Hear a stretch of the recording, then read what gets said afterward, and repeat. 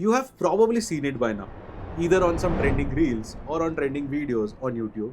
I'm talking about these cool LED lights that are placed behind the TV and that literally changes color based upon what is happening on the TV. Isn't that cool? Well, I know some people would say that it is one of the best way to get an immersive visual experience. But for others, they have been criticizing these LED lights, thinking that it is not really giving the best experience. It is rather acting as a distraction, and it is definitely not a home cinema upgrade. So, in my today's video, I am going to literally break down each and every element of these TV backlights. I'm going to tell you what are different combinations are there. Should you really consider to buy one? And if at all you have to buy, which one is the best to buy in India?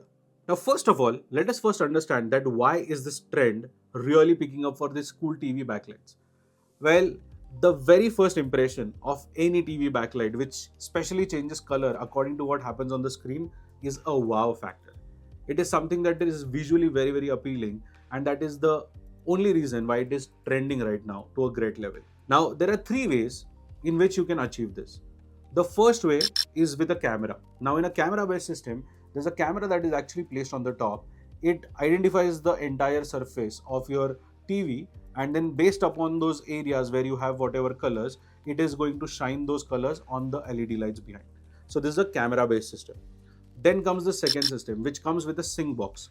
Now, in a sync box, you have multiple HDMI inputs and there is one HDMI output. The output obviously goes to the TV, but the inputs is where you can connect your PlayStation consoles, your media players, and whatnot, and then it can read the data prior and prepare the lights accordingly. So, this is the second way. And the third way is an app based native system. Now, this is where you can see some of the Philips Hue lights making some good rounds, where you can actually do the color changing on the app. But yes, they are not going to be smart enough to read the content prior. So these are the primary three ways in which you can control or you can enjoy these kind of TV backlights. Now, for each of these three systems, the pros, cons, and the use cases are absolutely different. But before we jump onto that, let us first understand that what is exactly so good about these TV backlights that people are falling in love with it. Now, the first and foremost is the highlight of this particular element. Now, if you look, the TV size is barely out here, only 43 inches, right? But because of this light, it actually creates a little bigger impression on the wall. So when someone is watching the TV from a distance, they get a more better visualization because they can see some extra surfaces getting the same colors that are shown on the screen.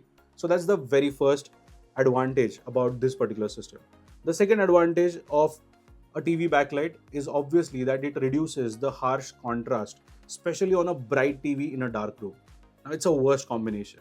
You know that it gives a lot of strain to your eyes, but with these lights, you can actually have a little mellowed effect of the contrast, and now you can enjoy the same TV with the same brightness in the dark room. So that is the other advantage. So basically, to cut short, it's more like an ambient light. And the third advantage is that it is one of the most easiest upgrade. Imagine changing a TV to increase the screen size. It's going to ask you to pay more, right?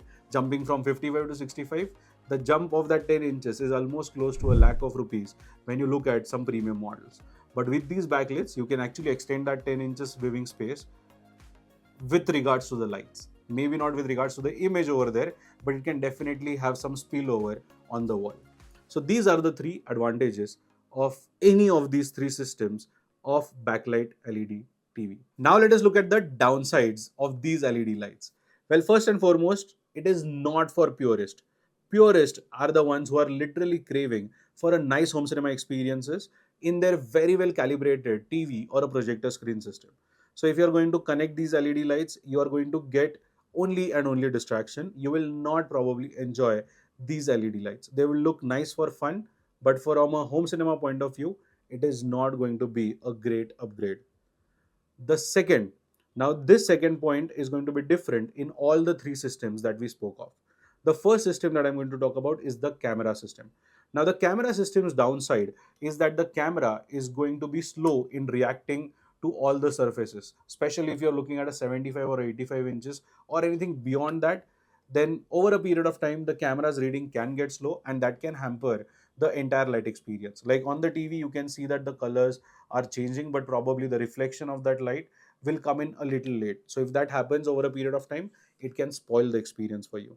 The second is for the HDMI sync box setups. Now in this sync box, if you see, most of the sync box today have been around with an HDMI 2.0 version, which means that they are not compatible with the latest PlayStations or Apple TVs. Now, while these are the cheaper options, if you're really looking for something with HDMI 2.1 support, then you may have to spend extra on that box. Now, that is not just the cost. Today, we are seeing so many smart TVs and projectors that come up with a built-in OS. Similarly, like in this TV, there's a LG Web OS which is there. But the moment I use my Web OS to play any content, this backlight is not going to get synchronized at all, which means that I have to compulsory use a sync box, connect a media player to it, and then only it will start matching. So right now I am using a basic Fire TV stick to do the job for us as an input source. But the moment I switch to my TV OS, it is not going to reflect on the same lights. Now let's talk about the third system, which is the native app-based system. Now native app-based system works for a particular app, but let's say if I want to watch a Netflix on it, it will not work because Netflix is currently not synchronized with any of those third-party native app supports, which can give you this backlit LED. So that is where the native app system is limited only for its own apps as of now. So unless they do a tie-up with any of these OTT platforms, we will be restricted on their usage as well. Now, apart from all of these downsides, respectively for each of the system, there is one biggest disadvantage, and that disadvantage is the spillover of the light. The light, if it's too bright, it is going to definitely distract and kill the entire experience. So you need a light system which has got a brightness control. So the moment you start taking it to 50%, 40%, then you will start enjoying it. But if you're going to stick with 100%, and if your lighting system does not allow you to reduce than that, then it's not worth the money, my friend. So please ensure that whatever TV LED light that you would buy, it has got a dimming feature, because you would use the dimming feature more than anything with these lights.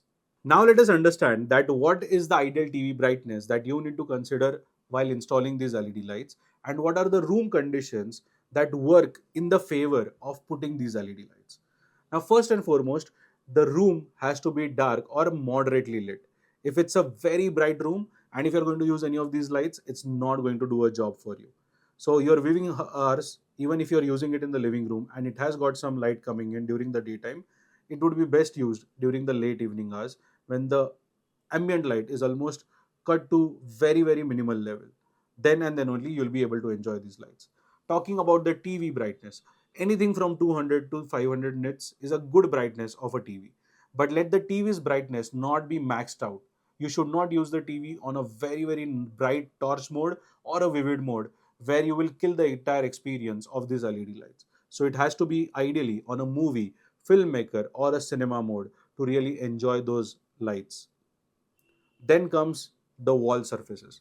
Now, one of the most common mistakes I've seen, and we also committed that mistake while testing around with these lights, is that we placed it on a very dark surface behind, and that too with the fluted panels. Because fluted designs are pretty much in right now, but if you have that installed with the TV or on the TV panel, then these lights will not work for you.